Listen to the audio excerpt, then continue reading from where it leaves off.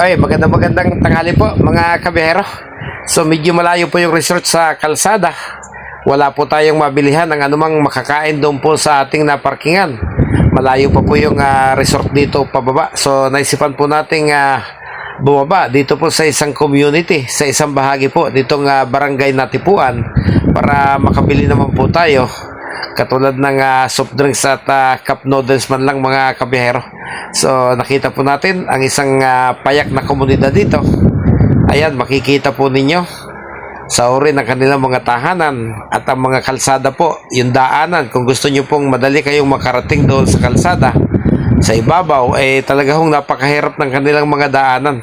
Napakalalaki po ng tipak ng bato.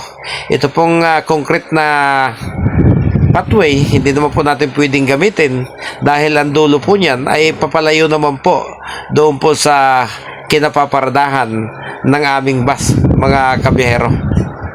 So, obligado, tayo po maghahanap ng shortcut kahit medyo mahirap po yung daan. Ayan, kaliwa po tayo rito dahil marami naman pong lusutan. Kaya lang, dapat po ay sanay yung inyong mga paa sa pagtapak at pagkapa ng maayos na dadaanan. Ay, shortcut po tayo dadaanan para makabalik po tayo dun sa ating pinagparkingan ng bus, mga kabihero. So, naglalaki yan ang mga bato. Si Gabso ay nadulas na kanina palusog. Kaya lang wala akong mabibilhan ng soft drinks dun sa taas. Obligado po tayo. Ngayong hap ko. Hirap. Doon tayo galing kanina.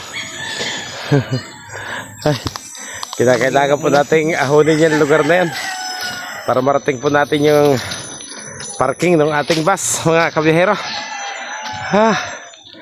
Hirap. Ang lalaki ng bato.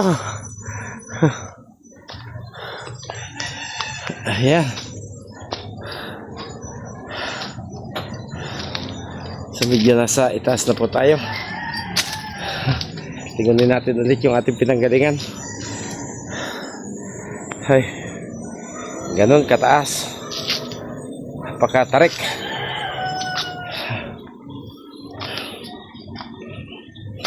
Kailang natatanong na po natin yung ating bus.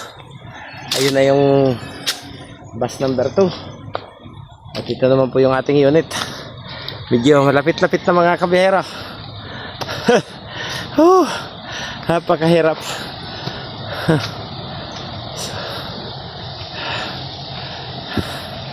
Para lang tayo makapag soft drinks. Ganun kahirap ang kinakailangan nating lakarin. Ano, medyo malamig na rin sa loob Medyo malamig na sa loob. Marami pang kulang? Ano ba?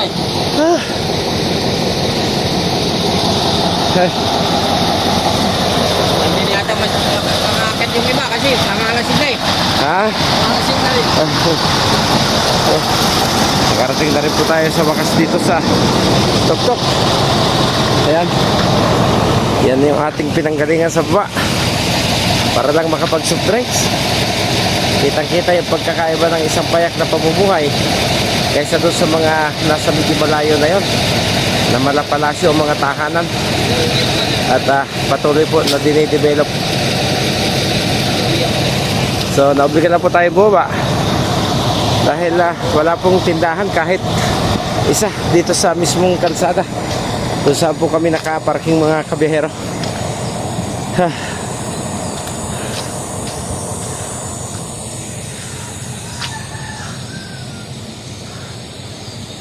Ayan, binaba po ng mga pasahero natin yung resort na yan, kaya't napakabagal po ng balik sa paakyat dahil siyempre bukod sa mga may edad na yung iba nakakainom na, nahihirapan silang umahon para makarating dito sa bus.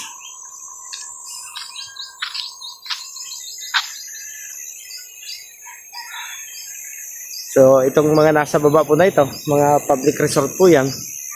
Yun yung mga nandun sa kabilang natatanaw ninyo, mga exclusive po yun. Mga naglalakihan, andyan ang Punta Fuego, Kawayan ko ba yun? Yung malapit sa may parting pababa na po ng bayan ng Nasugbo, mga kabihero. Saka medyo may katarikan po yung pagpunta rito. Kahit ang mga bus po namin ay hirap na hirap po na umakyat papunta rito.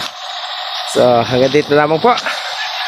At sana'y ibigan po ninyo ang ibinahagi ko sa inyo ito.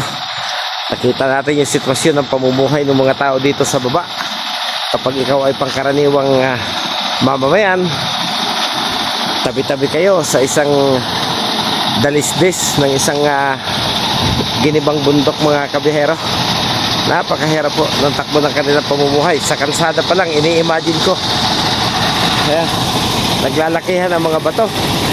Hindi ko ma-imagine kung paano pumapasok yung mga bata pag tag-ulan papunta sa kanilang eskwelahan kapag ganun po kahirap yung kanilang dinadaanan mga kabihero.